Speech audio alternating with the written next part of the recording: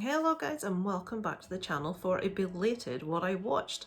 It's been 2 weeks guys, but there's a reason for this, so I will explain that also when we go. The hair's a slightly different colour. We're trying to slowly go ginger guys. It will happen someday when we can get it light enough. So, what have I watched over the last 2 weeks? I have mostly been finishing the series The Walking Dead.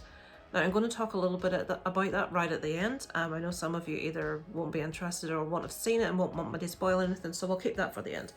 So I've watched three things other than, well, I've watched more than three things, but three things I'll talk to you about. So I watched the new Waco documentary on Netflix. It's called American Apocalypse, and this covers mainly from the side of the FBI that went in.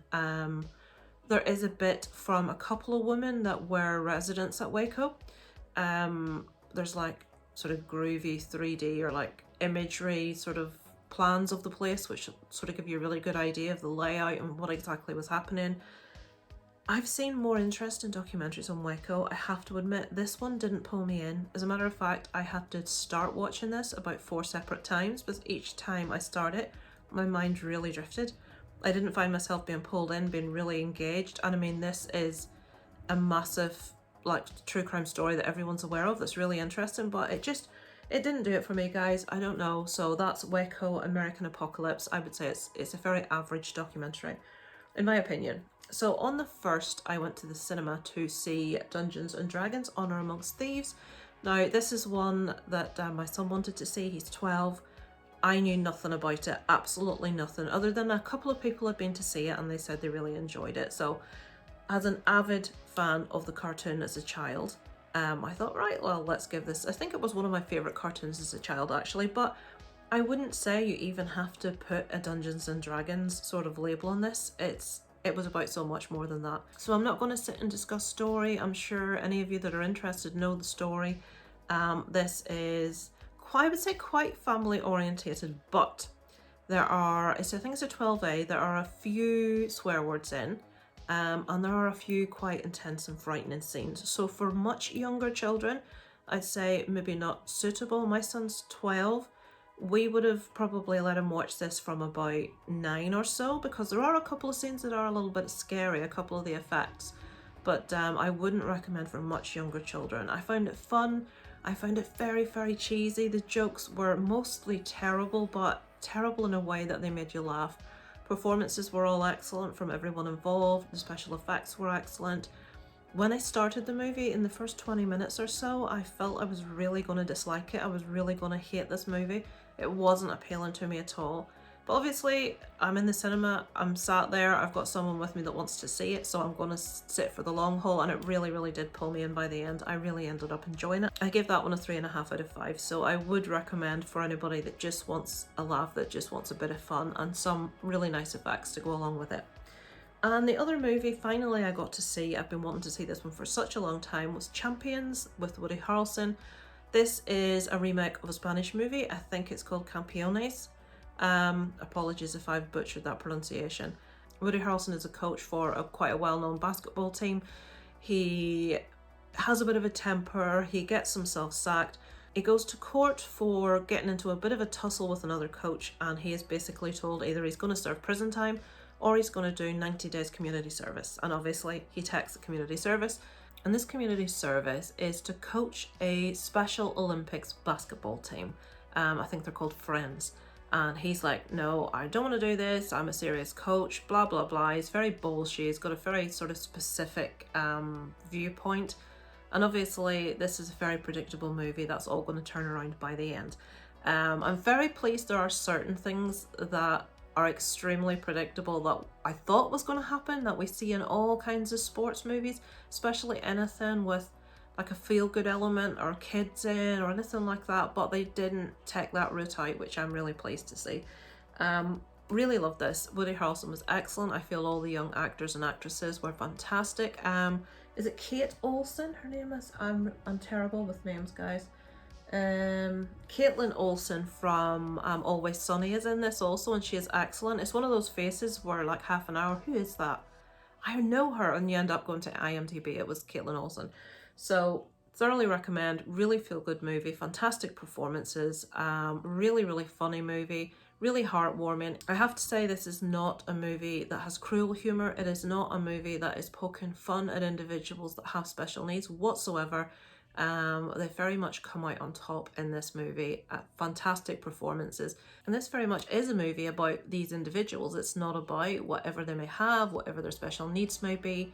This movie is very simply about the individuals, the personality, the team, the pulling together, the showing Woody Harrelson's character another way of approaching and looking at life, which is very refreshing. So yeah, I would thoroughly recommend it. It is very feel good. It will be a bit too syrupy sweet for some people. I very much did enjoy it, I have to admit. So that's what we've watched in the way of movies in the last couple of weeks. It's terrible, I know. I have been watching a lot of, I found a program on Discovery Plus called Minute by Minute, which is excellent. It's a program that follows like major incidents or disasters or things like that. One of them was a massive explosion that happened in a tunnel after a basically lorry stopped inside there, which you're really not meant to do if you can help it. Another was about a knife wielding man, and all the people that tried to stop him, that sort of like chased him down. And it actually, as it says, follows minute by minute the whole everything that happens in the individual instances, eyewitness accounts. In all cases, there is footage, like other people, witnesses have taken this footage, and it's an excellent series. I really recommend it. I've been watching a lot of ghosty paranormal stuff. I'm a massive fan of a show called Help My House is Haunted. It's a British show. They've recently done a celebrity version of this, which it's just finished. I'm devastated. I've no more to watch. So I'm looking forward to a new season of that starting. And other than that, The Walking Dead is the main thing I've been watching for the last 2 weeks. So a little bit of an explanation. I've always been a fan of The Walking Dead. I watched it and I fell a bit out of love with it after the season with a prison. I'm not good at remembering seasons, guys. I stopped watching it for quite a while until everyone started talking about this character called Negan. And I was like, who is this? I need to, it was like such a massive thing. It was everywhere. People were all over social media. It was such a buzz. I thought, right, we need to know what this is. So I went back to where I'd left off and I watched through again. Completely understood all the buzz about Negan. He ended up being my favourite character of the entire Walking Dead series. I think he's fabulous. I love him. Obviously then I continued watching through. It was on every week, so I watched every week, but we went on a holiday in 2019 for a couple of weeks and we stopped watching Walking Dead because we were on holiday. And we had to catch up with those few episodes and we just never got back to it. There was no specific reason. Other things happened. I was watching movies, I was watching whatever, and never got back to The Walking Dead. Now, it was mainly a few things. There are some, what do they call, like offshoot programs going to be coming up about The Walking Dead. And when I found out about these, I had to. I'm not even going to tell you who is in the programs because it would tell you who lives and who dies, I suppose, at the end of The Walking Dead if you haven't seen it. I will warn you when I'm going to get into spoilers, guys, because I want to talk a little bit about it. So when I found out about this, and I've also got to know a lovely young lady called Jamie Lee from a YouTube channel In the Front Row, and she's a massive fan of The Walking Dead, and she sort of like sparked my enthusiasm to get back in and watch the rest of it, so I have done.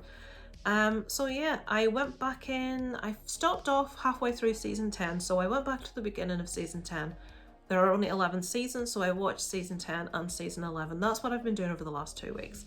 Because I watched it with my husband, who watches things a lot slower than I do because I'm an insomniac. I could watch like easily until 3 or 4 in the morning, but I had to sort of like watch at his pace. So let's get on to what I thought of the end of The Walking Dead. So if you haven't seen The Walking Dead, don't watch any more of this because I may discuss spoilers. I probably will discuss spoilers. Or if you have no interest in The Walking Dead, thank you for watching to this point. Next week, hopefully I'll have some more movies for you because I'm no longer stuck on one thing. But if you want to talk about The Walking Dead, we'll get into it now. So, the end of The Walking Dead, what did we think?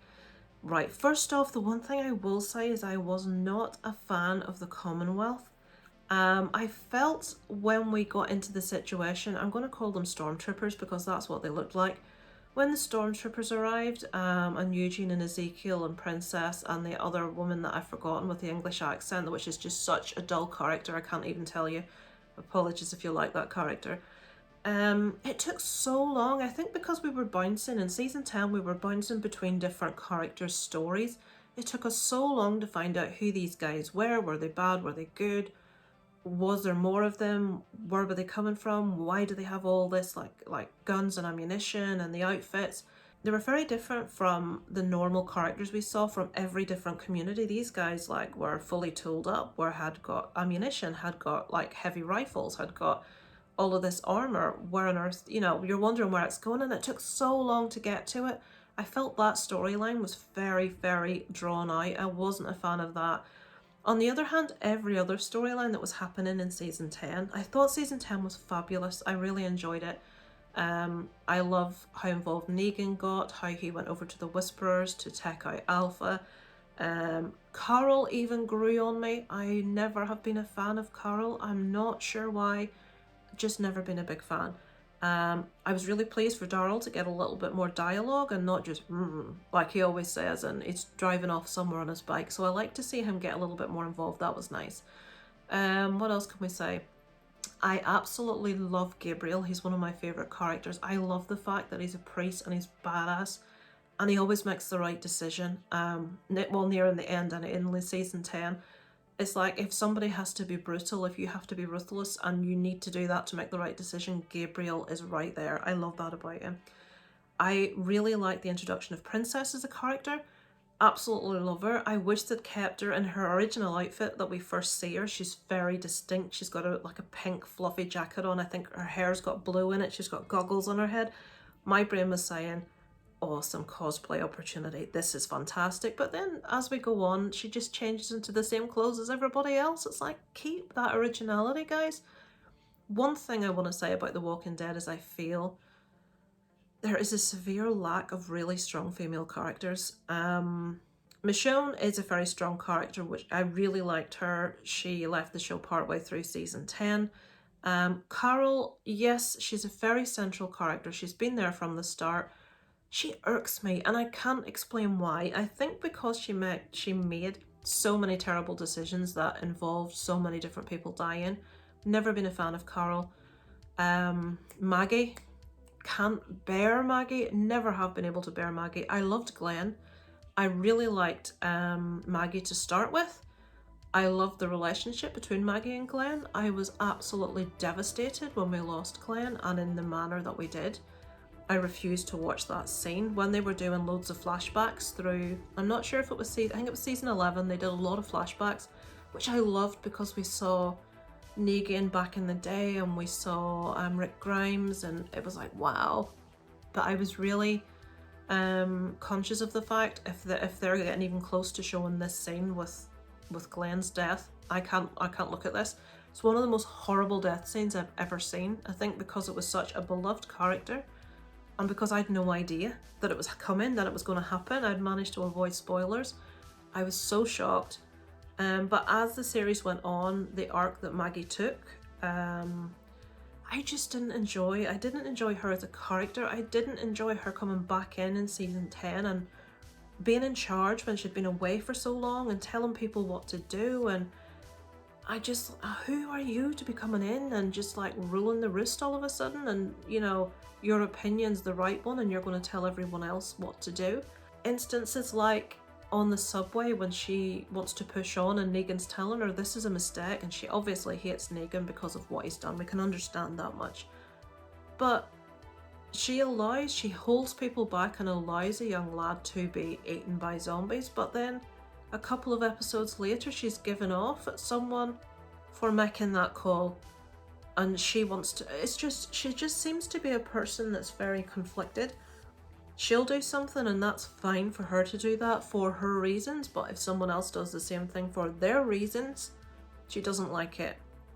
And I don't know how it makes her and Negan different. I mean, what Negan did was awful. It was terrible. But as Jamie Lee very rightly pointed out when she was talking about it, these people, Rick and Glenn and all of them, had broken into Negan's like compound and had killed people in their sleep.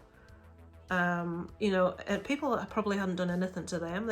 These were fathers, these were, you know, they killed all sorts of people. And being the leader that he was, he had to assert dominance and he had to show them you know, I'm not going to take any shit. You've done this to me. I'm going to do this to you. So how what he did was any different to what the group that we followed did, I'm not entirely sure. Negan had a bit of a nasty edge about him, sure. But what I loved about season 10 is we get the whole backstory. I immediately knew when we got to know about his wife that his wife had to be called Lucille. And obviously she was. That whole story of him trying to help her, to save her, the person he was before all that happened. He's my favourite character. I absolutely love Negan. He's just so devious and sly and witty and clever, and he has a heart of gold underneath all that. So the ending of The Walking Dead, I could sit and talk for ages. I'm trying not to talk too much, guys. Some of the ending I really liked. I loved the Michonne Rick part because obviously we know that we're going to get to see a series with them in. Wasn't a fan of how it left Negan. You know, basically he nods at Daryl and Daryl nods back. Obviously I know that an immense amount is in that nod. It's almost like a forgiveness of sorts from Daryl, an acceptance, maybe not forgiveness, but an acknowledgement of sorts from Daryl to Negan that, yeah, you know, it's over, it's done, you've helped, you've done your bit, mutual respect. It was all said in that nod. But then Negan just wanders off. And I mean, for your favourite character in the entire series to just walk off was a bit shocking. It was really sad that we lost Rosita at the end. I do feel we needed to have a few really big deaths. I actually felt we needed more big deaths than we got.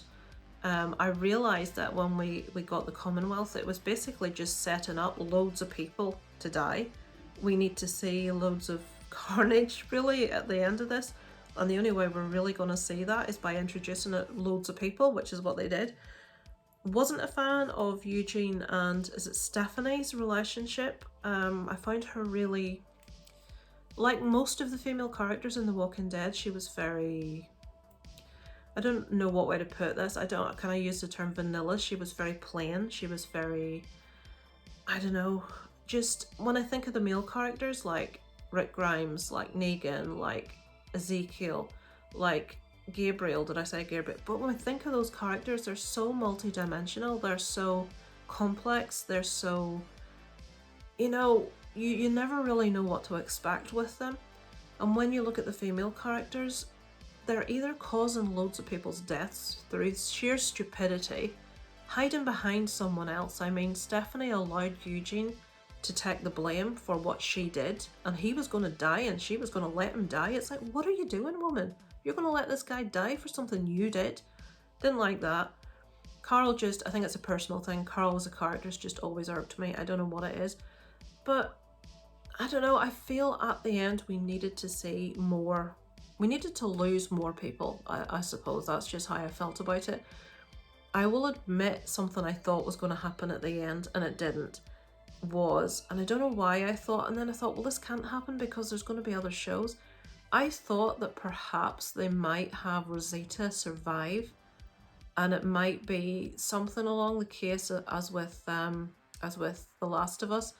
Maybe she's immune, maybe there's a cure, maybe the other seasons can be about trying to sort of get that cure to people, to try to solve the problem.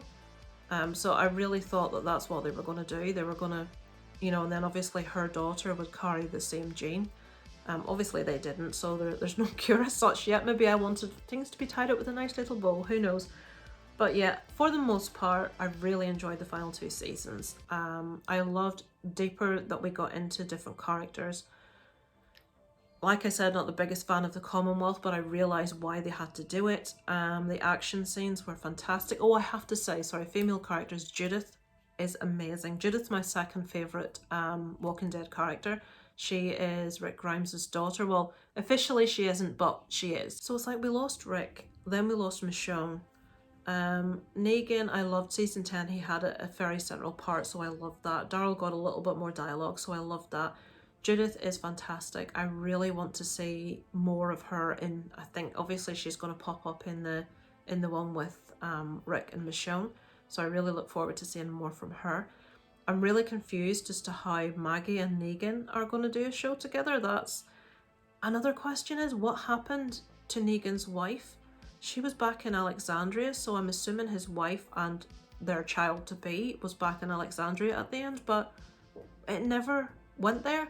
It never showed us. It's like this whole arc of Negan and his new wife and his unborn child was just left in midair. It's like, why are you not telling us what happened? But yeah, that's a bit of waffle. I waffle too much, guys. So yes, I enjoyed the end of The Walking Dead. I will be checking out the new programs coming out, but what you can help me with is, have you seen Fear the Walking Dead? If you have, let me know if it's worth my time. Is it as good as The Walking Dead? Should I check it out? If I do, I'll probably not be watching movies for the next few weeks, but let me know, guys. And thank you for listening to me have a great big massive waffle about The Walking Dead. I shall be back next week with another What I Watched. I will be following up midweek or at some stage when I edit it, a video of when I went to see Leaving Overmorrow in Belfast. If you don't know, JT at the Movies is another YouTuber, another movie YouTuber, a lovely guy, and he sings in this band.